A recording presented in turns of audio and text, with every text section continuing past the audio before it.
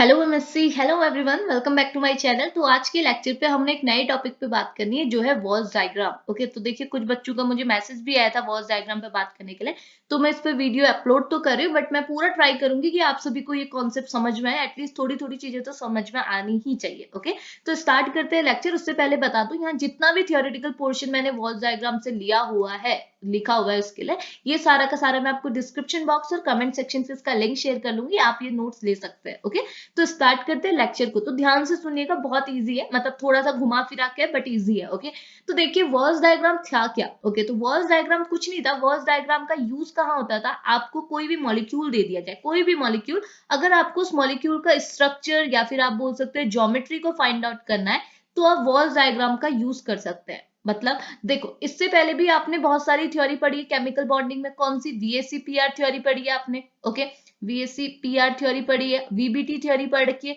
In theory का use कहाँ आता था? ये थ्योरी भी तो हमको कोई भी कंपाउंड दे दिया जाए, कोई भी कंपाउंड, जैसे ट्राइएटमिक मॉलिक्यूल। ट्राइएटमिक मॉलिक्यूल मतलब ऐसा मॉलिक्यूल जो 3 टाइप के एटम से बना हुआ। तभी तो यहाँ बोला AB2। AB2 में क्या है? B आपके 2 है, एक H है, यानी कि ओवरऑल एटम कितने हैं? 3 है, तो आपने इसे बोला ट्राइएटमिक मॉलिक्यूल। सिमिलरली ये है टेट्रा एटमिक। टेट्रा मतलब कि 4 एटम्स होने चाहिए उस मॉलिक्यूल के अंदर, तो यहाँ B3 है, A आपका क्या है? 1 हो गया। ओके, तो ओवरऑल कितने हो गए? 4 हो गए। तो ऐसे कोई भी मॉलिक्यूल अगर आपको दे दिया जाए, देन आपसे पूछ लिया जाए तो स्ट्रक्चर बताओ, उसकी ज्योमेट्री बताओ, तो जनरली क्या है, हम लोग VSEPR और VBT थ्योरी का यूज करके किसी भी कंपाउंड का स्ट्रक्चर और ज्योमेट्री को फाइंड आउट कर लेते थे। ओके, बट आपके लिए एक नया कॉन्सेप्ट फिर आ गया है एमएससी में, जो है वॉल्स डायग्राम। तो वॉल्स डायग्राम भी क्या है?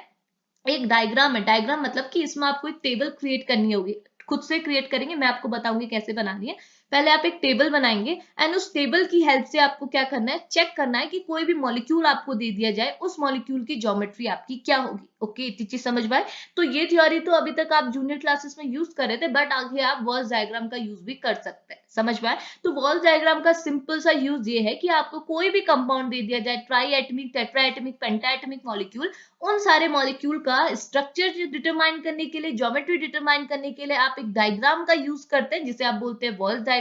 और ये जो डायग्राम किसने दिया था? ये एक साइंटिस्ट थे, ठीक है, एक केमिस्ट थे, ब्रिटिश केमिस्ट थे, जिनका नाम है एडी वॉल्स। इन्होंने 1953 में ये डायग्राम दिया था, यानी कि एक टेबल बनाना सिखाया था। उस टेबल की हेल्प से, अगर आप वो टेबल बना सकते हैं, तो उस टेबल की हेल्प से आप चेक कर लेंगे कि आपको कोई भी मॉलिक्यूल के वो में कौन सी ज्योमेट्री या फिर कौन सा स्ट्रक्चर प्रेजेंट है। इतनी चीज क्लियर है? अब देखिए ना, प्रॉब्लम यहाँ आ जाती है कि एक टेबल सिंपली नहीं बना सकते। क्यों नहीं बना सकते?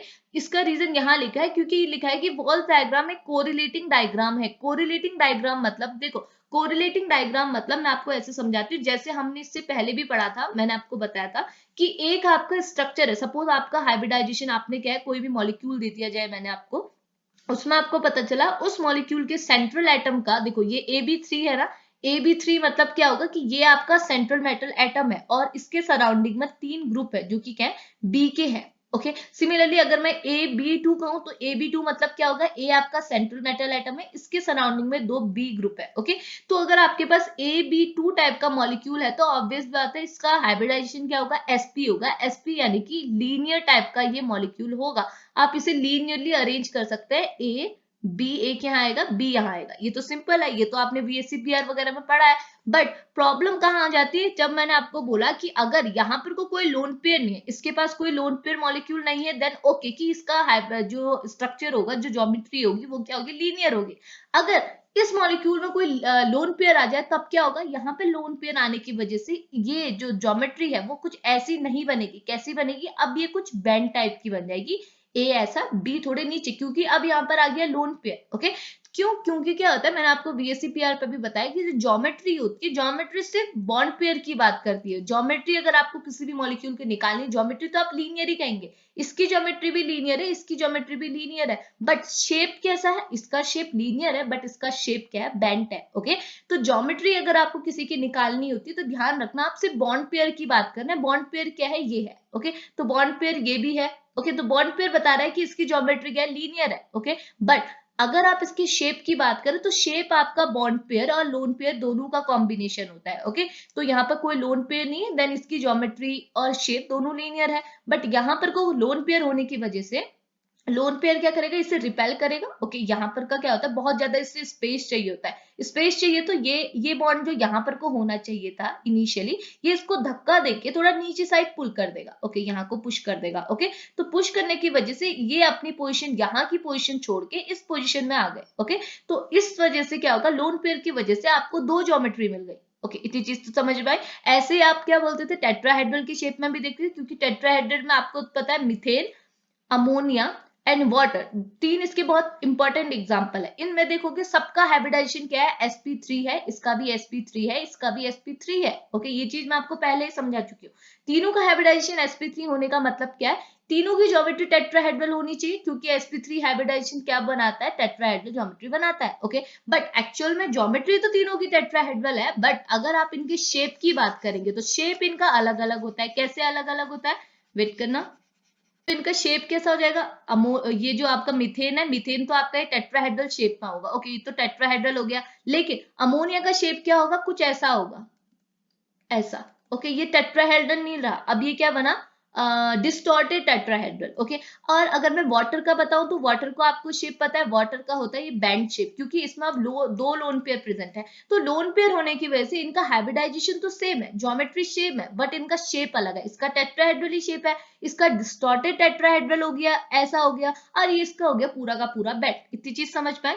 तो वही चीज यहाँ पे बोल रहा है, इस वॉल डायग्राम को कोरिलेशन डायग्राम इसलिए कहते हैं। अब मेरी बात सुनिए, ये ऐसा बोलता है कि अगर आप लीनियर की बात करें, जैसे आपने कोई AB2 टाइप का मॉलिक्यूल ले लिया, और ये क्या होगा, AB4 type, sorry AB5 type का, सॉरी AB4 टाइप का मॉलिक्यूल, ये AB4 यानी कि पेंटा एटमिक मॉलिक्यूल है, क्योंकि एक तो आपका ए सेंट्रल मेटल है, चार ग्रुप आपके सराउंडेड है। ओके, अब देखो AB4 का अगर वॉल्स डायग्राम से अब ज्योमेट्री निकालना चाहते हैं, या फिर AB2 की निकालने चाहते हैं, तो आपको पता है AB2 में आपके दो टाइप के स्ट्रक्चर होता है, एक होता है लीनियर, एक होता है बेंड। सिमिलरली AB4 में आपका कौन कौन से स्ट्रक्चर होते हैं, एक हो गया ये आपका टेट्राहेड्रल, एक हो गया डिस्टॉर्टेड टेट्राहेड्रल, और एक हो गया बेंड। बट अगर मैं आपको बोलूं इस AB टाइप का, AB4 टाइप का मॉलिक्यूल का ज्योमेट्री या फिर शेप क्या होगा, देन आप क्या बोलेंगे, उसको बोलने के लिए आप क्या बोलेंगे, क्योंकि यहाँ तो तीन तीन टाइप के हैं। ओके, तो आप क्या बोलेंगे, इसका बताता है वॉल्स डायग्राम। तो तभी बोल रहा है वॉल्स डायग्राम क्या है, कोरिलेटिंग डायग्राम है। ये क्या करता है, इन तीनों टाइप के जो आपके भाई ये तीनों स्ट्रक्चर है, इन तीनों स्ट्रक्चर को आपस में कोरिलेट करता है। ओके, ये कोरिलेट करना बताएगा आपके जितने भी स्ट्रक्चर बने, जैसे AB2 अगर सिंपल है, मैं AB2 की रिस्पेक्ट में बताती हूँ। AB2 में लीनियर भी बन रहा है आपका, बैंड भी बन रहा है, तो ये लीनियर और बैंड मॉलिक्यूल को आपस में कोरिलेट करेगा, देन कोरिलेट करके बताएगा कि कौन सा आपका जो AB2 टाइप का मॉलिक्यूल है, इसमें कौन सा स्ट्रक्चर होगा, बैंड होगा या फिर लीनियर होगा। इसके लिए एक पूरी टेबल बनाई जाएगी, तो बताया जाएगा कि अगर AB2 मॉलिक्यूल में लोन पेयर, मतलब कि आप बोल सकते हैं आउटरमोस्ट शेल पे अगर 5 इलेक्ट्रॉन है तो कौन सा स्ट्रक्चर बनेगा, AB2 टाइप मॉलिक्यूल में अगर आउटरमोस्ट शेल में 2 इलेक्ट्रॉन है तो कौन सा मॉलिक्यूल बनेगा। समझ में आ रहा है ना। तो ऐसे करके, यानी कि एक टाइप का कोरिलेशन डायग्राम है, तो आपके जितने लिमिटिंग स्ट्रक्चर, इनको बोलते हैं लिमिटिंग स्ट्रक्चर, यानी कि पॉसिबल स्ट्रक्चर, कितने पॉसिबल स्ट्रक्चर बन सकते हैं AB4 टाइप के या फिर AB2 टाइप के। ओके, तो उन सारे पॉसिबल स्ट्रक्चर को आपस में कोरिलेट करके चेक करता है कि कौन सा स्ट्रक्चर आपका पॉसिबल है, तो वो ही होता है आपका वॉल्स डायग्राम। इतनी चीज क्लियर है, ये इंट्रोडक्शन था। अगर आपको ये चीज क्लियर हो जाएगी ना, तो आप आगे की चीजें इजीली समझ जाएंगे।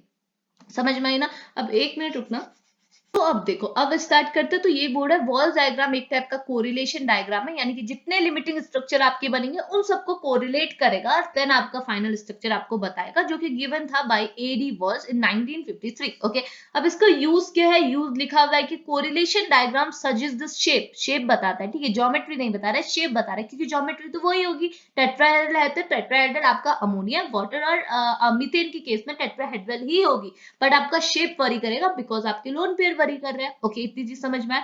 तो एक कोरिलेशन डायग्राम है जो कि क्या बताता है, शेप सजेस्ट करता है ऑफ अ ट्राईएटमिक, टेट्राएटमिक, पेंटाएटमिक और सो ऑन, अलग अलग टाइप के मॉलिक्यूल का, बाय कैसे बताता है, by correlating their shape with their electronic structure. ये क्या करता है, जितने आपके आपके लिमिटिंग स्ट्रक्चर है, कितने आपके पॉसिबल स्ट्रक्चर है, उन सबको आपस में कोरिलेट करके फाइनल स्ट्रक्चर के बारे में बताता है। ओके, अगला बोल रहे हैं Walsh diagram help to correlate the change in an energy of a molecular orbit with the molecular geometry. अब ये ये क्या बोल रहा है, जैसे जैसे आप क्या मॉलिक्यूलर ज्योमेट्री को वरी करते रहेंगे तो ऑब्वियसली आपके मॉलिक्यूलर ऑर्बिट भी आपके, देखो ये मॉलिक्यूलर ऑर्बिट थ्योरी जैसी थी ना, वैसे ही वॉल्स डायग्राम भी, ठीक है। तो ये आपका भी मॉलिक्यूलर ऑर्बिट भी वरी करते रहेंगे। तो ये डायग्राम क्या है, सारे मॉलिक्यूलर ऑर्बिट को आपस में कोरिलेट करके लास्ट में ज्योमेट्री बताता है। अभी आपको समझ नहीं आ रहा होगा, मैं आपको और क्लियर करती हूँ। ओके, तो देखो पहले मैं आपको सिंपली कैसे बता देती हूँ, यहाँ पे बता देती हूँ। देखो थोड़ी देर ध्यान से सुनिएगा, वैसा मत बोलना कि मैं इतना सब कुछ बोल रही हूँ, थ्योरी कब पढ़ाऊंगी। पहले आप समझ जाएंगे, देन थ्योरी आप क्या खुद ब खुद आने लगेगी। ओके, तो पहले चीजों को सीखिए। ओके, देखो होगा क्या, आपको मैं पहले बताती हूँ। जैसे आपको मैंने Ab2 मॉलिक्यूल दिया, देन आपको मालूम है कि Ab2 मॉलिक्यूल में दो टाइप के शेप आपकी मिल सकता है, या जो हो सकता है ये आपका हो सकता है लीनियर सिंपली, और हो सकता है एक बार बेड, ये दोनों पॉसिबिलिटी है। अब आपको क्या करना होता है, पहले आप देखिए, आपको ये जो आपके सराउंडिंग ऑर्बिट है, मैं इंक चेंज करके बताती हूँ, देखना। ये आपके जो सराउंडिंग ऑर्बिट है, ये दोनों, पहले आप क्या करेंगे, इन दोनों सराउंडिंग ऑर्बिट का क्या करेंगे, इसका भी एटमिक, इसके भी तो एटमिक ऑर्बिट होंगे, इसके भी एटमिक ऑर्बिट होंगे। समझ में आ रहा है ना, यहाँ पर को कोई भी ग्रुप हो सकता है, हाइड्रोजन है तो हाइड्रोजन है, सपोज मैंने यहाँ पर को हाइड्रोजन ले लिया, सबसे सिंपल Ab4, यानी कि मैंने यहाँ पर को ले लिया बी के बदले हाइड्रोजन, दो हाइड्रोजन है आपके सराउंडिंग में। ओके, सेंट्रल जनरली देखो ये जो सेंट्रल एटम होता है ना, ये आप जनरली आपका पी ब्लॉक एलिमेंट सी होता है। ओके, पी ब्लॉक एलिमेंट जो है वो सेंट्रल मेटल की तरह बिहेव करता है। ओके, तो देखो यहाँ पर सपोज हाइड्रोजन ले लिया मैंने, तो हाइड्रोजन का कुछ ना कुछ एटमिक ऑर्बिट तो होगा ना, जैसे हम लोग क्या मॉलिक्यूलर ऑर्बिटल थ्योरी पे पढ़ते थे, एटमिक ऑर्बिट क्या होगा 1s, इसका इस हाइड्रोजन का भी होगा 1s, तो ये एटमिक ऑर्बिट होता है। तो इसके भी एटमिक ऑर्बिट होंगे, इसके भी एटमिक होंगे। अब इन एटमिक ऑर्बिट को ये कंबाइन कराएगा, और जो कॉम्बिनेशन के बाद जो आपका ऑर्बिट बनेगा उससे आप क्या बोलते हैं, ग्रुप।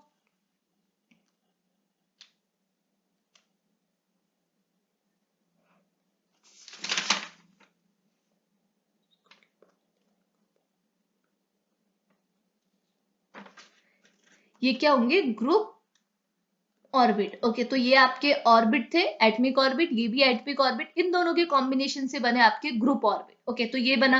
अब ये जो आपका सेंट्रल मेटल एटम है, इस ये भी तो कुछ ऑर्बिट शो करेगा, ये आपका दिखाएगा, ये भी आपका क्या बनाएगा, एटमिक ऑर्बिट, इसका भी कुछ एटमिक ऑर्बिट होगा। अब आपने क्या करना है, ये जो सराउंडिंग एटम के कॉम्बिनेशन के बाद, ये जो सराउंडिंग एटम है इनके कॉम्बिनेशन, इनके एटमिक ऑर्बिट को जब आपने कंबाइन कर दिया, एटमिक ऑर्बिट और एटमिक ऑर्बिट मिले, तो इन्होंने बनाया ग्रुप एटमिक ऑर्बिट, मतलब ग्रुप ऑर्बिट। ओके, और इस सेंट्रल मेटल एटम का भी कुछ ऑर्बिट होगा, यानी कि इसका एटमिक ऑर्बिट मैंने यहाँ ले लिया। अब आपने क्या करना है, ये जो ग्रुप ऑर्बिट है, यानी कि इन दोनों के कॉम्बिनेशन से जो ग्रुप ऑर्बिट बना, उसको कोरिलेट कराना है इससे। ओके, जब आप इन दोनों को आपस में कोरिलेट करा देंगे, तो आपका जो मॉलिक्यूलर ऑर्बिट बनेगा वो ही आपकी टेबल रिप्रेजेंट करेगा। ओके, सिमिलरली आपके इस केस में भी आपको ऐसा करना होगा, ये जो सराउंडिंग ऑर्बिट है, इन दोनों के ऑर्बिट को आपको कंबाइन करा के इनका ग्रुप ऑर्बिट बनाना होगा, यानी कि इन सबको कंबाइन करके एक ही स्ट्रक्चर, एक ही ऑर्बिट बनाना है। ओके, एंड देन इसका भी कुछ एटमिक ऑर्बिट होगा, अभी ऐसे समझ लीजिए रफली। ओके, देन आप क्या करेंगे, इन दोनों को कोरिलेट करके एक ऑर्बिट बनाएंगे, जिसे आप बोलेंगे मॉलिक्यूलर ऑर्बिट। अब इन दोनों मॉलिक्यूलर ऑर्बिट की आप एनर्जी को कंपेयर करेंगे। ओके, कौन सा ऑर्बिट कहां पर को लाई कर रहा है, तीनों टाइप के ऑर्बिट होंगे, bonding orbit, anti bonding orbit और नॉन बॉन्डिंग ऑर्बिट। तो उन ऑर्बिट को लीनियर का यहाँ लेंगे, बैंड का यहाँ लेंगे, आप इन दोनों को कोरिलेट करेंगे, इन दोनों की एनर्जी को कंपेयर करेंगे, फिर देखेंगे जिसकी एनर्जी कम है, जो ज्यादा स्टेबल है, वो स्ट्रक्चर पॉसिबल होगा। समझ में आ रहा है, नहीं आ रहा, मैं आपको यहाँ पर दिखाती हूँ। देखो सपोज मैंने क्या किया, ये देखो ये डायग्राम है, ठीक है। मैं अभी आप बोलेंगे पहले डायग्राम दिखा दी, बट सुनिए, ठीक है। तो ये देखो, ये सपोज किसका है, ये है लीनियर का। ओके, ये लीनियर के ऑर्बिट है, ये है आपके बेंट के ऑर्बिट। ओके, तो ये लीनियर के क्या है, ये बॉन्डिंग, ये दोनों क्या है, लीनियर के। देखो ना, कोई भी ऑर्बिट है मॉलिक्यूलर ऑर्बिट है, ये सारे के सारे मॉलिक्यूलर ऑर्बिट है, क्योंकि ये ग्रुप ऑर्बिट और एटमिक ऑर्बिट के क्या है, कॉम्बिनेशन से बना। समझ में आ रहा है ना, मॉलिक्यूलर ऑर्बिट क्या है, जब आपका एटमिक ऑर्बिट और एटमिक ऑर्बिट कंबाइंड होता है, तो आपका क्या बनाता है, मॉलिक्यूलर ऑर्बिट, यानी कि कोई एटम का ऑर्बिट और किसी एटम का ऑर्बिट जब कंबाइंड होगा, तो एटम एटम के कॉम्बिनेशन से क्या बनता है, मॉलिक्यूल बनता है। तो इनके ऑर्बिट जब कंबाइंड होंगे तो मॉलिक्यूलर ऑर्बिट बनाएंगे। इतनी चीज क्लियर है। बट हमारे पास यहाँ पर को तो एक एटमिक ऑर्बिट है, जो कि क्योंकि सेंट्रल एटम एक ही है, लेकिन सराउंडिंग एटम तो बहुत सारे हैं, तो बहुत सारे एटमिक ऑर्बिट मिलके पहले बनाएंगे group orbit. Okay, then group orbit और एटमिक ऑर्बिट, ये तो आपका सराउंडिंग के है, क्योंकि सराउंडिंग बहुत ज्यादा है, तो इन्होंने ग्रुप बना दिया, तो ग्रुप होने की वजह से आप इसे बोल रहे हैं ग्रुप ऑर्बिट, और सेंटर वाले को आप क्या बोल रहे हैं, एटमिक ऑर्बिट। ओके, इन दोनों के कॉम्बिनेशन से भी क्या बनेगा, मॉलिक्यूलर ऑर्बिट बनेगा। तो मॉलिक्यूलर ऑर्बिट आपके तीनों टाइप के होंगे, एक होंगे बॉन्डिंग, एक होंगे एंटी बॉन्डिंग, एक होंगे नॉन बॉन्डिंग। तो वही चीज रिप्रेजेंट किया है कि लीनियर के लिए जो ऑर्बिट बने वो ये है। देखो लीनियर के लिए ये दो बॉन्डिंग है, ये आपके एंटी बॉन्डिंग, ये आपका एंटी बॉन्ड नॉन बॉन्डिंग है और ये आपके एंटी बॉन्डिंग है। ओके, सिमिलरली क्या है, ये आपका बैंड का है, बैंड की ये आपके क्या है बॉन्डिंग है, ये आपके ये भी बॉन्डिंग है, ये आपका नॉन बॉन्डिंग है और ये दोनों आपके एंटी बॉन्डिंग है। अब आपको कोई स्ट्रक्चर दिया हुआ है, जब आपको बोला जाए कि अगर आपके आउटर कोई एटम है आपका AB2 टाइप का है, ओके, आपको बोल रहा है कि AB2 टाइप का कोई भी मॉलिक्यूल, यहाँ पे कुछ भी हो सकता है, इस मॉलिक्यूल में आउटर मोस्ट शेल पे अगर आपको, जब आपने कैलकुलेट किया इसके आउटर मोस्ट शेल पे अगर आपको 2 इलेक्ट्रॉन मिले, देन आपको देखो ना, अब आपसे पूछा गया ये AB2 टाइप का मॉलिक्यूल है, कुछ भी हो सकता है या कोई भी एटम हो सकता है, इसमें कौन सी ज्योमेट्री होगी, लीनियर होगी या बैंड होगी। अब आप इसे कैसे कैलकुलेट करेंगे, यहाँ पर जो एटम है उसके आउटर मोस्ट शेल पे देखिए कि कितने इलेक्ट्रॉन है, इनकेस 2 इलेक्ट्रॉन है तो 2 इलेक्ट्रॉन है, तो पहले आप देखो 2 इलेक्ट्रॉन कहाँ फिल होंगे। अगर आप जाएंगे, अगर आप यहाँ फिल करना चाहे, आपको पता नहीं लीनियर होगा या बैंड होगा, तो कहाँ फिल होगा, सबसे पहले देखो, सबसे पहले बॉन्डिंग ऑर्बिट ही तो फिल होता है, सबसे पहले बॉन्डिंग ऑर्बिट होता है, देन आपका non bonding and anti bonding होगा। तो सबसे पहले इलेक्ट्रॉन कहाँ फिल होंगे, यहाँ फिल होंगे, दोनों इलेक्ट्रॉन यहाँ फिल होंगे। ओके, अगर बैंड होगा तो यहाँ होगा और लीनियर होगा तो यहाँ फिल होंगे। समझ में आ रहा है, दो इलेक्ट्रॉन आपके कहा, ये दोनों अलग अलग है। ओके, ये दोनों अलग अलग है, एनर्जी डायग्राम है। अगर आपका मॉलिक्यूल लीनियर है तो आपके लीनियर मॉलिक्यूल है तो आपका ये बॉन्डिंग ऑर्बिट में आपके इलेक्ट्रॉन जाएंगे दोनों। अगर एंटी बॉन्डिंग है, मतलब अगर आपका बैंड है तो आपके दोनों इलेक्ट्रॉन यहाँ जाएंगे। अगर 3 होते तो 2 यहाँ जाते, एक ऊपर चला जाता, एक इसका भी ऊपर चला जाता। बट आपने चेक कैसा करना है कि कौन सा स्ट्रक्चर होगा। अब आप देखो दोनों इलेक्ट्रॉन यहाँ चले गए, अब आप इन दोनों में देखोगे, अगर आपके 2 इलेक्ट्रॉन है तो पहले आप इन दोनों को आपस में कोरिलेट करेंगे। अब आप देखेंगे कि इसकी बैंड वाले में 2 इलेक्ट्रॉन गए, इसमें भी 2 इलेक्ट्रॉन गए, बट एनर्जी किसकी कम है, ज्यादा स्टेबल कौन है, बैंड, क्योंकि एनर्जी डायग्राम है, एनर्जी की वैल्यू क्या है, जितना ऊपर को जाएंगे उतनी क्या होती है, बढ़ती है। ओके, और यहाँ पर वाले की एनर्जी क्या है, मिनिमम। और मैंने आपको ये चीज भी बताया था कि जिसकी एनर्जी क्या है, जितनी ज्यादा होती है वो उतना ज्यादा अनस्टेबल होता है, क्योंकि बहुत ज्यादा फुर्तीला है। अगर किसी की एनर्जी कम है, पावर लो हो गया, अब वो क्या हो जाएगा, स्टेबल हो जाएगा, एक जगह थका हारा बैठ जाएगा। तो ये ज्यादा स्टेबल है, क्योंकि एनर्जी डायग्राम ये बोल रहा है कि इसकी एनर्जी ज्यादा है, इसकी एनर्जी कम है। ओके, क्यों है वो भी मैं आपको बताऊंगी। तो आप बोलेंगे कि ये जो स्ट्रक्चर है AB2 टाइप का स्ट्रक्चर, जिसके आउटरमोस्ट शेल पे 2 इलेक्ट्रॉन है, वो क्या कौन सा स्ट्रक्चर शो करेगा, बैंड। ओके, तो जैसे यहाँ लिखा हुआ है AB2 टाइप का आपका एक मॉलिक्यूल है, सी नहीं है, ठीक है, AB2 टाइप का मॉलिक्यूल है जिसका नाम है LiH2। Okay, LiH2 plus. Okay, अब आप इसमें अगर आउटरमोस्ट शेल पे इलेक्ट्रॉन चेक करेंगे तो आपको मिलेगा कि इसके आउटरमोस्ट शेल पे 2 वैलेंस इलेक्ट्रॉन है। अब आप इसका ये मॉलिक्यूलर ऑर्बिट डायग्राम बनाएंगे, तो अगर आप लीनियर में बनाएंगे तो आपको पता है कि सबसे पहले तो बॉन्डिंग ऑर्बिट में इलेक्ट्रॉन फिल होंगे, इलेक्ट्रॉन यहाँ फिल हुए, जैसे आप उस पर करते थे ना। देखो ये आपका एक ऑर्बिट है, ये ऑर्बिट है, ये आपका बॉन्डिंग ऑर्बिट होता है, ये एंटी बॉन्डिंग होता है। ओके, अगर मैं 1s की बात करूं, 1s की बात करूं, एक इलेक्ट्रॉन यहाँ है, एक इलेक्ट्रॉन यहाँ है। अब ये फिल होगा तो क्या होगा, ये इलेक्ट्रॉन दोनों जगह यहाँ फिल होंगे, यहाँ नहीं जाएंगे, पहले दोनों इलेक्ट्रॉन यहाँ फिल होंगे। अगर 3 होंगे, अगर यहाँ कोई p हो गया, देन आपका ऊपर आएगा। ओके, तो यही बोल रहा है कि आपने दोनों इलेक्ट्रॉन को यहाँ फिल कर दिए। अब देखा कि इस स्ट्रक्चर में कौन स्टेबल है, बैंड वाला ज्यादा स्ट्रक्चर है, तो ये स्ट्रक्चर क्या होगा, आपका बैंड होगा। ओके, अब देखो अगर 3 इलेक्ट्रॉन होते, एक इलेक्ट्रॉन यहाँ फिल कर दिया, एक इलेक्ट्रॉन यहाँ, तो अब आप ये वाला स्ट्रक्चर देखेंगे, ऊपर वाला। ओके, अब आप यहाँ देखिए कि इन दोनों में से कौन ज्यादा स्टेबल है, ये ज्यादा, इसकी एनर्जी कम है क्योंकि ये एरो जा रहा है इस साइड को। ओके, इसकी एनर्जी कम है। अब ये एनर्जी, इसकी वैल्यू कम है तो ज्यादा स्टेबल ही होगा, जिसकी एनर्जी कम वो ज्यादा स्टेबल, एनर्जी जितनी कम होती है वो उतना ज्यादा थकारा बैठ जाता है, तो जो ज्यादा स्टेबल है कंपाउंड वो फॉर्म होगा। तो यहाँ पर को अगर कोई भी आपका AB2 टाइप का मॉलिक्यूल है, सपोज इसके आउटर मोस्ट शेल पे आपको पता चला 3 इलेक्ट्रॉन है, आपने कैलकुलेट की 3 इलेक्ट्रॉन है, तो आप इस टेबल से बता सकते हैं कि आपका जो स्ट्रक्चर होगा, 2 इलेक्ट्रॉन यहाँ फिल हुए, तीसरा ऑब्वियसली यहाँ जाएगा। अब एक ऑर्बिट में सिर्फ 2 इलेक्ट्रॉन तो फिल हो सकते हैं, तीसरा कहाँ चले जाएगा, ऊपर चला जाएगा। ओके, ये भी आपका बॉन्डिंग का ही है। ओके, तो यहाँ चले जाएगा, तो आप इन दोनों को कंपेयर करो कि लीनियर वाले में ज्यादा स्टेबल हो रहा है कि बैंड वाले में, तो लीनियर वाले में हो रहा है, तो ये जो स्ट्रक्चर बनेगा वो कौन सा बनेगा, लीनियर बनेगा। इतनी चीज समझ में आए।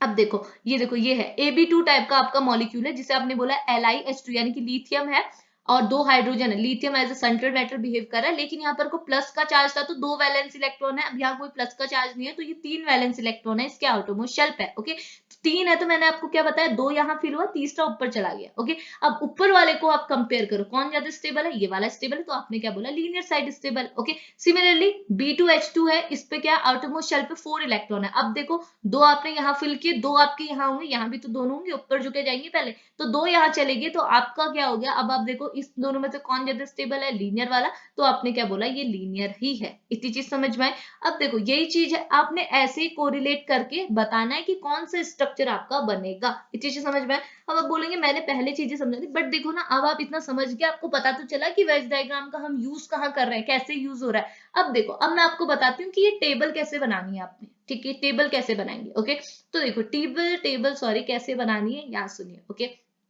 देखो ये तो समझ में आ गया ना। आपने क्या करना है कि पहले मॉलिक्यूलर ऑर्बिट जो आपके सराउंडिंग एटम है, जो AB2 टाइप है, ये इनका आप एटॉमिक ऑर्बिट निकाला है। एटॉमिक ऑर्बिट अब यहाँ पर AB2 भी हो सकता है, 3 भी हो सकता है, 4 भी हो सकता है। तो ये जब कंबाइन करेंगे सारे ऑर्बिट तो ये क्या बनाएंगे, ग्रुप ऑर्बिट। अब आपको इस ग्रुप ऑर्बिट को किससे कोरिलेट करना है, वो करना है इस सेंट्रल एटम वाले से। ओके, देन आपका एटॉमिक ऑर्बिट निकलेगा। ओके, तो देखो यहाँ पे हम लोग कि वॉल्स डायग्राम को ड्रॉ कैसे किया जाता है, यानी कि जो सारी चीजें मैंने आपको बताई है अब वो यहाँ पर को थ्योरेटिकली समझाएगी जो आपने पेपर पे लिखना है। ठीक है, आप कैसी लैंग्वेज पे लिखेंगे। तो इसमें बोल रहा है सबसे पहले आपने क्या करना है, सबसे पहले मैं आपको बता दूं, सबसे पहले आपने सारे लिमिटिंग स्ट्रक्चर्स बनाने हैं। जैसे मैंने आपको क्या लीनियर मॉलिक्यूल यानी कि AB2 टाइप का यानी कि ट्राई एटमिक मॉलिक्यूल है, तो इसके दो लिमिटिंग स्ट्रक्चर है, एक है लीनियर, एक है आपका बैंड। सिमिलरली AB3 के कुछ लिमिटिंग स्ट्रक्चर होंगे, AB4 के कुछ लिमिटिंग स्ट्रक्चर होंगे। पहले आपने वो सारे लिमिटिंग स्ट्रक्चर्स निकालने हैं। ओके, देन अब एक पर्टिकुलर लिमिटिंग स्ट्रक्चर्स के बारे में मैं बता रही हूँ, आपने क्या करना है इसके बारे में मैं बताऊंगी, मतलब कि जो बातें मैं अभी आपको बताऊंगी वो दोनों टाइप की लिमिटिंग स्ट्रक्चर्स पे फॉलो करनी है। ओके, क्या करना है, सबसे पहले डिटरमाइन कराना है point group of a molecule. अगर लीनियर टाइप का मॉलिक्यूल बना रहे हैं या फिर बैंड टाइप का मॉलिक्यूल बना रहे हैं, तो आपका जो सेंट्रल मेटल एटम है उसका पॉइंट ग्रुप निकालना है। कैसे निकालते हैं ये सारी चीजें मैंने आपको प्रीवियस वीडियो, मतलब कि जो हमारी पॉइंट ग्रुप थ्योरी की जो लेक्चर्स थे वहां मैंने आपको सारी चीजें बढ़ाई हुई है, तो वहां से आप देख सकते हैं। अगर आपको अच्छे से पढ़ना, थोड़ा बहुत तो मैं आपको बता ही दूंगी। ओके, अगला क्या बोल रहा है, अगला बोल रहा है coordinate assignment to a molecule principal Z axis for the non linear molecule. तो ये क्या बोल रहा है, इसके बाद आपने क्या करना होता है, इन सारे पॉइंट ग्रुप की हेल्प से एक टेबल बनानी होती है जिसे बोलते हैं कैरेक्टर टेबल। ये चीज भी हम ग्रुप थ्योरी पे पढ़ते हैं। ओके, इसके लिए बहुत ज्यादा रूल्स वगैरह रहते हैं, मतलब कि कैलकुलेट करना होता है। बट आपको क्या करना है, देखिए आपके पेपर में सिंपली आपसे AB2 टाइप का मॉलिक्यूल, AB3 टाइप का मॉलिक्यूल पूछा जाएगा। ओके, अगर आपको AB2 आपको क्या सिर्फ ये टेबल बनानी सीखनी है, टेबल आपको याद होनी चाहिए। अगर आपको टेबल याद है देन आपको कोई प्रॉब्लम नहीं है। आपको पता है AB2 की टेबल ये होती है, ऐसी टेबल होती है, देन AB2 के आपको कोई भी मॉलिक्यूल दे दीजिए आप कर सकते हैं। इतनी चीज समझ में आए। तो आपको टेबल याद होनी चाहिए। तो अभी ना यहाँ पे जो मैं आपको बताना चाह रही हूँ वो ये कि कैरेक्टर टेबल बनाने में बहुत गौच पौच होती है, यानी कि बहुत सारे मतलब कि आप कैरेक्टर टेबल ग्रुप थ्योरी पे देखेंगे तो फॉर्मुलेस वगैरह लगाने पड़ता है। ओके, तो कैरेक्टर टेबल मेरे अकॉर्डिंग तो आपको AB2 टाइप की, AB3 टाइप की वो थोड़ी याद भी कर लेनी चाहिए, क्योंकि क्या पेपर पे आप सब कुछ कैलकुलेट करके निकालेंगे थोड़ा थोड़ा डिफिकल्ट हो जाता है, क्योंकि टाइम की भी लिमिट्स होती है। ओके, तो आपने क्या करना है, थोड़ा चीजों को लर्न करना भी सीखना है, मतलब कि लर्निंग माइंड बनाना है। ओके, ओके, इतनी चीजें समझ में आई। अब देखो उसके बाद जब आप कैरेक्टर टेबल बना लेंगे तब आपने क्या करना है, रिड्यूसिबल रिप्रेजेंटेशन और इरिड्यूसिबल रिप्रेजेंटेशन निकालना है। यहाँ लिखे search for the character of a reducible representation for the possible combination of a valence orbit to a surrounding atom, and आपने इरिड्यूसिबल रिप्रेजेंटेशन और रिड्यूसिबल रिप्रेजेंटेशन निकाला है। सिंपल। ओके, इतनी चीज समझ में आई।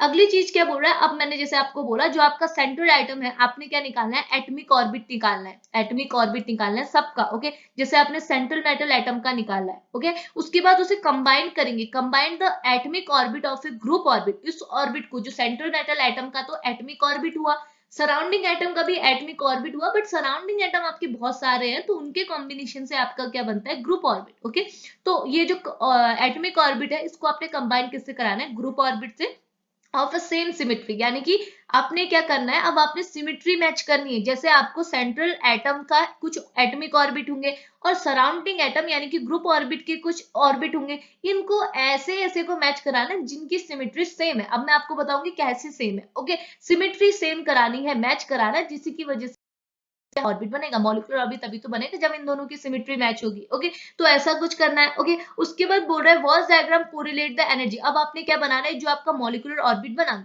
एटमिक ऑर्बिट और ग्रुप ऑर्बिट के कॉम्बिनेशन से जो आपका क्या बना, मॉलिक्यूलर ऑर्बिट बना, उसके लिए कोरिलेशन डायग्राम बनाना है और क्या एनर्जी डायग्राम बोल सकते हैं, जिसमें क्या है मैंने आपको बोला यहाँ आपने मॉलिक्यूलर ऑर्बिट को पुट करना है, यहाँ लीनियर के कर दे चाहे यहाँ बैंड के कर दे, ये आपके एनर्जी ऑर्बिट है और मतलब ये मॉलिक्यूलर ऑर्बिट है और ये है आपका एनर्जी डायग्राम, क्योंकि एनर्जी की रिस्पेक्ट में हो रहा है कि नीचे के जो मॉलिक्यूलर ऑर्बिट है उनका एनर्जी कम होता है। कभी भी आपको ये चीज तो पता होगा कि बॉन्डिंग ऑर्बिट की एनर्जी हमेशा कम होती है कंपेयर टू एंटी बॉन्डिंग। तो बॉन्डिंग ऑर्बिट जो नीचे साइड है ये सारे क्या होते हैं बॉन्डिंग ऑर्बिट, इनकी एनर्जी कम है। यानी कि जितने भी आपके बॉन्डिंग ऑर्बिट बनेंगे, मॉलिक्यूलर ऑर्बिट 3 टाइप के होते हैं बताया ना, बॉन्डिंग, एंटी बॉन्डिंग और नॉन बॉन्डिंग। तो सबसे ज्यादा एनर्जी किसकी होती है एंटी बॉन्डिंग, तो एंटी बॉन्डिंग ऑर्बिट जो भी है उससे आपने ऊपर पुट करना है।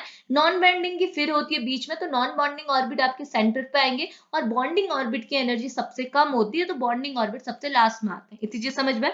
तो अब बोले depending upon which the orbit are occupied. अब आपने क्या देखना है, जो आपको कोई कंपाउंड दिया, जैसे मैंने आपको क्या बोला AB2 टाइप का आपको मॉलिक्यूल दिया है, ओके। AB2 टाइप के मॉलिक्यूल के आउटरमोस्ट शेल पे क्या है, सपोज 2 इलेक्ट्रॉन है, तो 2 इलेक्ट्रॉन कौन से ऑर्बिट को फिल हो रहा है, तो उसी को बोलते हैं होमो और लूमो। देखो होमो और ये तो आपको पता है ना, होमो और लूमो वाला क्या कॉन्सेप्ट होता है। देखो सपोज आपका कोई ऑर्बिट यहाँ है, ओके, ये है, अगर इसमें 1 इलेक्ट्रॉन है और ये कुछ ऐसा, एक ऑर्बिट यहाँ आएगा, एक ऑर्बिट यहाँ आएगा, ओके। तो यहाँ एक इलेक्ट्रॉन है, यहाँ एक इलेक्ट्रॉन है, अगर आप इसे पुट करना चाहेंगे तो ये इलेक्ट्रॉन और ये इलेक्ट्रॉन दोनों इसी ऑर्बिट में आएंगे, ओके। क्योंकि क्या होगा, अब यहाँ पर को दोनों इलेक्ट्रॉन फुल फिल हो गया तो आप इसे HOMO कहेंगे, यानी कि हाईएस्ट ऑक्यूपाइड मॉलिक्यूलर ऑर्बिट, यानी कि वो ऑर्बिट जिसपे क्या है सारे के सारे इलेक्ट्रॉन फिल्ड है। ये होगा आपका लूमो। लूमो मतलब कि लोवेस्ट अनऑक्यूपाइड, यहाँ पर कोई ये खाली, इसने कोई भी इलेक्ट्रॉन को ऑक्यूपाई नहीं किया। मॉलिक्यूलर ऑर्बिट, दोनों मॉलिक्यूलर ऑर्बिट है लेकिन ये फिल है, यानी कि ऑक्यूपाइड है या अनऑक्यूपाइड है, ओके। तो अब आपने क्या करना है कि इलेक्ट्रॉन को फिल करना है कौन से ऑर्बिट में, होमो, यानी कि कौन से ऑर्बिट में, मॉलिक्यूलर ऑर्बिट में आपका क्या है इलेक्ट्रॉन फिल हुए हैं, उसके बेसिस पे आपने लिमिटिंग स्ट्रक्चर को प्रेफरेंस देनी है, एनर्जी के बेसिस पे प्रेफरेंस देनी है कि कौन सा आपका स्ट्रक्चर प्रेफर होगा, कौन सा स्ट्रक्चर आपका फाइनली बनेगा। इतनी चीज समझ में आ रही है ना, वही चीज मैं आपको बता रही हूँ जो चीज मैंने आपको यहाँ बोली थी। आपने क्या करना है, सिंपली इलेक्ट्रॉन को फिल करना। यहाँ इलेक्ट्रॉन फिल हुए, देखो यहाँ ये दोनों बॉन्डिंग, ये आपके क्या हो जाएंगे, ये सबके साथ लूमो हो जाएंगे क्योंकि ये खाली है, लेकिन ये भरा है तो ये आपका है होमो, ओके। तो ये बोल रहा है कि दोनों लिमिटिंग स्ट्रक्चर में जो होमो है उनको कंपेयर कीजिए एनर्जी के बेसिस पे और प्रिफर कीजिए कि कौन सा स्ट्रक्चर पॉसिबल है। आपने इन दोनों में, अगर मैं ऊपर की बात को नहीं मानू, ये इसको मैंने इरेज कर दिया, ओके। अब आपने इलेक्ट्रॉन क्या है, दोनों इस दोनों ऑर्बिट में आपने फिल किए, यहाँ भी एक मिनट, यहाँ भी आपने फिल किए, यहाँ भी फिल किया, तो ये दोनों होमो बन गए, ओके, ये दोनों होमो है। अब इन होमो को कंपेयर करना है on the basis of energy, और एनर्जी की बेसिस पे कंपेयर करके प्रेफर करना है कि कौन सा आपका लिमिटिंग स्ट्रक्चर पॉसिबल है। ये दोनों लिमिटिंग स्ट्रक्चर है AB2 टाइप के, तो कौन सा प्रेफर है, कौन सा प्रेफर है, इसकी एनर्जी कम है, ज्यादा स्टेबल है, तो ऑब्वियस बात है कि बैंड आपका प्रेफर होगा। तो वही चीज आपको यहाँ पर भी बोली जा रही है, ध्यान से सुनिए। ये क्या बोल रहे हैं, depending upon which orbit are occupied, कौन सा ऑर्बिट आपका ऑक्यूपाइड है जब आप क्या कर रहे हैं, इलेक्ट्रॉन को फिल कर रहे हैं, यानी कि होमो का कौन सा ऑर्बिट आपका ऑक्यूपाइड है, एंड और other limiting structure can be selected to be prefer, और कौन सा लिमिटिंग स्ट्रक्चर आपका प्रेफर है, लीनियर या फिर बेंड, जब आपने होमो बनाया यानी कि इलेक्ट्रॉन को फिल किया, ओके।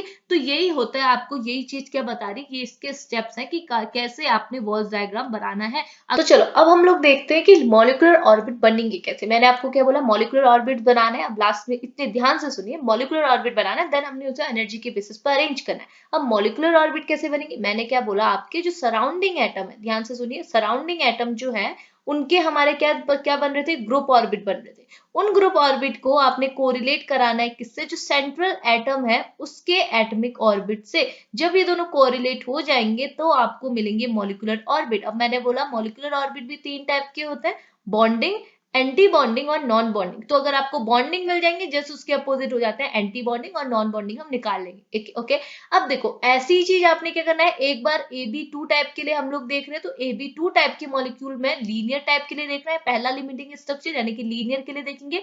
सेम चीज हम लोग क्या करेंगे, फिर बैंड के लिए करेंगे। इतनी चीज क्लियर है। अब ध्यान से सुनिएगा थोड़ी देर, ठीक है। तो सपोज कीजिए हम लीनियर की बात करें, लीनियर की बात करें, सबसे पहले हम क्या कर रहे हैं, सराउंडिंग एटम, क्योंकि सराउंडिंग एटम के हमने ग्रुप ऑर्बिट हमने ऑलरेडी निकाल लिया, ओके। तो लीनियर के 2 ग्रुप ऑर्बिट थे, एक हमारा क्या, एक तो हमारा ये था, ओके, जिसे हम बोलते जीरेट। जीरेट मतलब कि हमारा ये भी फील्ड है, यानी कि अगर हम क्या करें इसे प्लस नेगेटिव के साइन से, प्लस माइनस के साइन से रिप्रेजेंट करते हैं, ये भी प्लस है, ये भी प्लस है, यानी कि यहाँ से यहाँ एनर्जी जाते समय कोई भी चेंज नहीं आ रहा, जितना यहाँ है उतनी है, यानी कि प्लस प्लस। ओके, तो ये हो गया एक। दूसरा हमारा क्या हो रहा था, एक ये बन रहा था, जिसका मतलब ये फील्ड था, ये फील्ड अनफील्ड था, इसका मतलब ये प्लस था, ये हमारा माइनस था। ओके, अब हमने क्या करना है, ये हमारा लीनियर मॉलिक्यूल के सराउंडिंग एटम का हमारा ग्रुप ऑर्बिट बन गया। अब हमने इसे सेंट्रल एटम के एटमिक ऑर्बिट से कोरिलेट करना है। सेंट्रल एटम आपका जो भी है, सपोज मैं उसे ए कंसीडर कर रही हूँ, तो ए जो है वो 4 टाइप के एटमिक ऑर्बिट जनरली शो करता है। कौन कौन से, एक तो एस ऑर्बिट शो करेगा, एक पी एक्स शो करेगा, एक पी वाई करेगा, और एक करेगा पी जेड। ओके, अब देखिए, अब हमने क्या देखना है, इसमें 2 ऑर्बिट है, ये 2 ग्रुप ऑर्बिट हमारे पास बन गया, और इसमें हमारे पास 4 ऑर्बिट हमारे पास बन गए। अब इन दोनों में से कोरिलेट करके, इन दोनों को कोरिलेट करके मॉलिक्यूलर ऑर्बिट बनाना है। बट कोरिलेट कौन करेगा, सेंटर पे आना चाहिए ना, ये तो सेंट्रल एटम का है, ये ए हमारा सेंटर का है, ये हमारा बी का है, ये भी बी है, ये भी बी है, ये भी बी है, तो ये बी के ऑर्बिट है। अब हमने ए के ऑर्बिट को इनके सेंटर पे फिल करना है, तो ऐसे सेंटर में फिल करेंगे जिसकी वजह से हमें सेम सिमेट्री, यानी कि सिमेट्री बने रहे। तो क्या फिल होगा, देखिए कभी भी आप लीनियर की बात कर रहे हैं, लीनियर वो भी एबीटी 2 टाइप लीनियर की बात कर रहे हैं, तो उस केस में जो सेंट्रल एटम होता है उसके एस ऑर्बिट, ये जो एस एटमिक ऑर्बिट है, और पी वाई एटमिक ऑर्बिट ही कोरिलेट होता है इन स्ट्रक्चर से। कैसे, एस ऑर्बिट को आप किससे रिलेट करेंगे, यहाँ पर को देखो, ये हो गया आपका जीरेट, जीरेट में क्या होगा, ये आपका प्लस है, ये भी प्लस है, ये भी प्लस है, यानी कि ये आपका क्या बन गया, बॉन्डिंग ऑर्बिट। बॉन्डिंग ऑर्बिट क्या होता है, प्लस प्लस वाले बॉन्डिंग होते हैं, प्लस माइनस वाले एंटी बॉन्डिंग होते हैं। ओके, तो ये बन गया आपका एक बॉन्डिंग ऑर्बिट। और एक्स वाई नहीं होता है, एक्स वाई यहाँ इंक्लूड नहीं होता है, देखो एक्स पी एक्स इंक्लूड नहीं होता है, पी वाई होता है, पी जेड नहीं होता। पी एक्स पी वाई कैसा होता है, देखो पी वाई आपका होता है ऐसा, अगर आपका इस डायरेक्शन में बात हो रही है, एक फील्ड होगा एक अनफील्ड, यानी कि एक प्लस होगा एक माइनस। ओके, ये होता है पी वाई, ये चीजें तो आप पहले पढ़ चुके हैं। एक होगा पी एक्स यहाँ को होगा, पी जेड ऐसे होगा, यानी कि ये और ये, इस चीज समझ में, ये भी एक फील्ड होंगे, ये भी एक अनफील्ड, ये होगा आपका क्या बचा आपका पी जेड, और ये होगा आपका पी एक्स। इतनी चीज समझ में आए? तो ये दोनों तो आपके इन्वॉल्व नहीं होते, ये सही सिमेट्री देता है, तो आप इसको सेंट्रल एटम का एटमिक ऑर्बिट है, जिसको आप ऐसे अरेंज कर सकते हैं, ऐसे। अब देखो ये एटम, ये हमारा बॉन्डिंग ऑर्बिट है, तो हम इसे इस साइड करेंगे, यानी कि प्लस, ये भी फील्ड है यानी कि ये भी प्लस, ये अनफील्ड है यानी कि माइनस माइनस। अब आप देख सकते हैं प्लस प्लस एक साथ है, प्लस प्लस यहाँ सही है, माइनस माइनस एक साथ है, तो ये दोनों बन गए इसके बॉन्डिंग ऑर्बिट। इतनी चीज क्लियर है, किसकी बात कर रहे हैं, लीनियर की बात कर रहे हैं। ओके, अब बॉन्डिंग बन गए तो एंटी बॉन्डिंग भी बन जाएंगी। बॉन्डिंग कैसे थे, देखो एक बॉन्डिंग आपका ऐसा था, एक एंटी बॉन्डिंग, एक बॉन्डिंग आपका ऐसा था, ऐसा, ये पी ऑर्बिट, ये आपका एल, यानी कि ये भी फील्ड, ये भी फील्ड, ये भी फील्ड, प्लस प्लस प्लस, ये भी बॉन्डिंग है, यानी कि ये फील्ड, ये फील्ड, ये प्लस प्लस वाले एक साथ, माइनस माइनस वाले एक साथ, ये बन गए एंटी बॉन्डिंग, सॉरी ये बन गए आपके, एक मिनट, ये बन गया आपके बॉन्डिंग मॉलिक्यूलर ऑर्बिट, ये भी बन गया बॉन्डिंग मॉलिक्यूलर ऑर्बिट। ओके, अब आपका इसको एंटी बॉन्डिंग बना रहे हैं। एंटी बॉन्डिंग कैसे बनेगा, आप प्लस के बदले माइनस कर दी, यानी कि अगर आप इसको कुछ ऐसे करेंगे, ये दोनों तो आपके फील्ड ही रहेंगे, ठीक है, ये तो पहले से ही फील्ड थे ना, इसके बेसिस पे बॉन्डिंग एंटी बॉन्डिंग हो रहा है। अगर ये प्लस प्लस के बीच में प्लस आ गया तो आपका बॉन्डिंग बन गया। अगर मैं प्लस प्लस के बीच में माइनस वाला रख दूं, यानी कि इसे प्लस ना रख के इसे अनफील्ड कर दूं, माइनस कर दूं, तो ये क्या हो जाएगा, एंटी बॉन्डिंग मॉलिक्यूलर ऑर्बिट। इतनी चीज समझ में आ रही।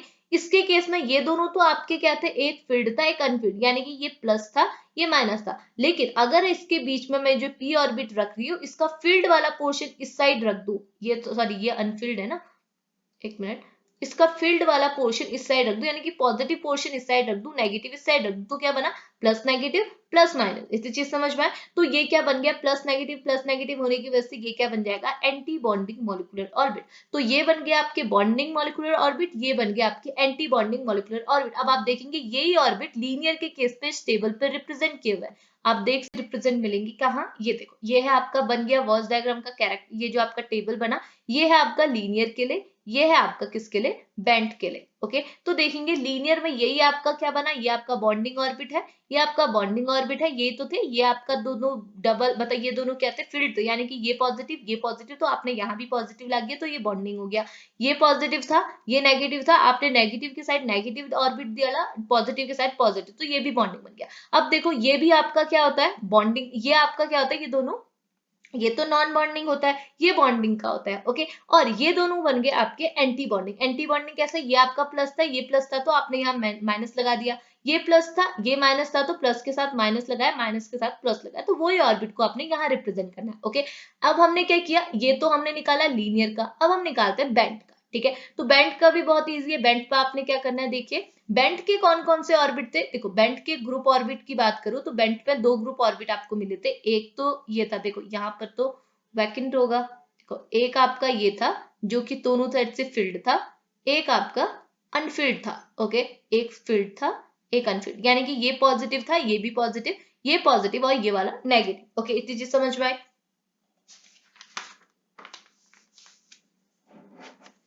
तो देखो ये तो ग्रुप ऑर्बिट बन गए। अब आपने क्या बनाना है, ये ग्रुप ऑर्बिट के लिए अब आपने जो सेंट्रल एटम है, ये तो सराउंडिंग एटम की आपने बना दी ग्रुप ऑर्बिट। अब आप सेंट्रल एटम के क्या बनाएंगे, एटमिक ऑर्बिट। तो सेंट्रल एटम आपका ए है, और मैंने आपको बताया ए क्या है, कौन कौन से, ये जो सेंटर है वो चार टाइप के ऑर्बिट बनाता है। एक तो होता है एस, एक होता है आपका पी एक्स, एक होता है आपका पी वाई, एक होता है आपका पी जेड। ओके, अब कौन सा रिलेट करेगा, देखो अब आपका बेंट वाले की, अभी हम लोग बेंट की बात करें तो बेंट में आपकी एक एस आता है, एक पी वाई। देखो एस और पी वाई तो आपके लीनियर में भी आ रहा था, लेकिन बेंट के केस पे एक और आपका ऐड होता है, वो होता है पी जेड। यानी कि ये तीन ऑर्बिट, सेंट्रल एटम के ये तीन orbit, S orbit, P Y और पी जेड, इन ऑर्बिट जो ग्रुप ऑर्बिट जो आपके बने ये जीडेड और अनजीडेड, इनके साथ कोरिलेट कर लेता है। ठीक है, तो कोरिलेट करने के बाद ओवरऑल आपके जो स्ट्रक्चर बनता है वो मैं आपको यहाँ पर को बना के दिखाती हूँ। एक ये आपका फील्ड था, तो अगर आपने यहाँ पर को एस ऑर्बिट डाल दिया जो कि आपका फील्ड है, तो ये दोनों फील्ड थे, आपने एस भी फील्ड डाला तो ये प्लस तो ऑलरेडी था, यहाँ भी आपने प्लस डाला तो ये एक बन गया बॉन्डिंग ऑर्बिट। ओके, दूसरा एक आपका यहाँ का फील्ड था, यानी कि ये फील्ड है, और ये आपका अनफील्ड, यानी कि ये पॉजिटिव है ये नेगेटिव। अब आपने अगर इस पे पी वाई एक्सिस डाल दी, पी वाई एक्सिस ऐसी होती है, इसका एक एक्सिस को मैंने जो प्लस वाला है उसको प्लस साइड किया, माइनस वाले को माइनस साइड, तो ये भी क्या बन गया, एक बॉन्डिंग। तो ये दो बॉन्डिंग बन गई। एक और बॉन्डिंग कैसे बनेगी, अगर आपका ये दोनों साइड फील्ड वाले, यानी कि दोनों साइड प्लस वाले जो ऑर्बिट है, ये भी प्लस ये भी प्लस, इसके साथ पी जेड ऑर्बिट डाल दी। पी जेड ऑर्बिट कुछ ऐसी होती है, इस पर जो प्लस वाला पोर्शन है ये प्लस वालों के पास आ गया, देखो ये तीनों एक साथ आ गए, नेगेटिव वाला ऊपर आ गया, तो ये तीन आपके क्या बन जाते हैं, बॉन्डिंग ऑर्बिट बन जाते हैं। ओके, अब इनका एंटी बॉन्डिंग क्या होगा, ये दोनों एंटी बॉन्डिंग भी बनाएंगे, इससे हमारा बनेगा नॉन बॉन्डिंग। इसी का आप उल्टा कर दीजिए, यहाँ आपने क्या किया था, फील्ड वाला किया था, इसे अनफील्ड कर देंगे तो आपका क्या होगा, एक मिनट देखो, अब आपने क्या कर दिया, इसे अनफील्ड कर दिया, खाली कर दिया, तो यहाँ आएगा माइनस का साइन। अब ये क्या बन जाएगा, एंटी बॉन्डिंग मोलिकुलर ऑर्बिट। पहले क्या बना था, बॉन्डिंग मोलिकुलर ऑर्बिट।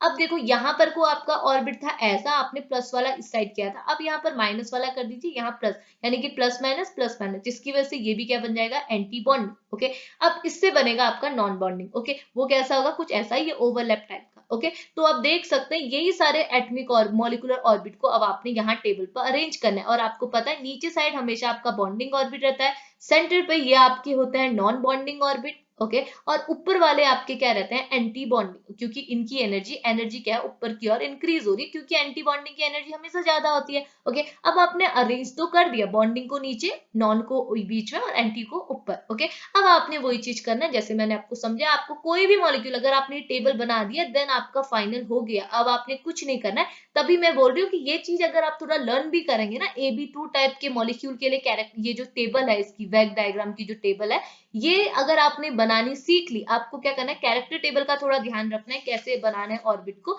इतना अगर आपने कर लिया देन आपकी टेबल बन गई। फिर आते हैं क्वेश्चंस की, अगर AB2 टाइप का मॉलिक्यूल है आपके पास और उसका आउटरमोस्ट शेल पे आपने देखा कि 2 वैलेंस इलेक्ट्रॉन है, देन ज्योमेट्री क्या होगी, तो आपने सिंपली, आपको पता है पहले आपने इलेक्ट्रॉन को कहाँ फिट करना है, अगर आपको पता नहीं है बैंड है या लीनियर है, आप क्या करेंगे, दो इलेक्ट्रॉन है तो ऑब्वियसली क्या है, पहले तो बॉन्डिंग ऑर्बिट में जाएंगे इलेक्ट्रॉन, तो आपने इसे बॉन्डिंग इलेक्ट्रॉन ऑर्बिट में दोनों इलेक्ट्रॉन यहाँ भी फील्ड किए यहाँ भी फील्ड किए। ओके, अब आपको मालूम पड़ेगा कि ये तो बन गए ऑर्बिट, अब इन दोनों को कंपेयर करना है, और आपको पता है लीनियर होगा या बैंड आप कैसे देखेंगे, जिसकी एनर्जी कम होगा, जो ज्यादा स्टेबल है। अब आपका जो बैंड वाला है इसकी एनर्जी कम है, ठीक है, इसकी एनर्जी ज्यादा है, और क्या ये ज्यादा स्टेबल है, तो ऑब्वियसली क्या बनेगा, जो ये AB टाइप 2 टाइप का मॉलिक्यूल है जिसके आउटरमोस्ट शेल पे दो इलेक्ट्रॉन है, वो क्या है, बैंड स्ट्रक्चर ही शो करेगा। ओके, अब देखिए अब क्या बात आती है, इसकी एनर्जी कम क्यों है, इसका रीजन ये देखो, इसकी एनर्जी ज्यादा क्यों है, इसकी एनर्जी कम क्यों है, इसका रीजन ये है क्योंकि ये जो ऑर्बिट है, ये ऑर्बिट है, ये सब के सब प्लस वाले हैं।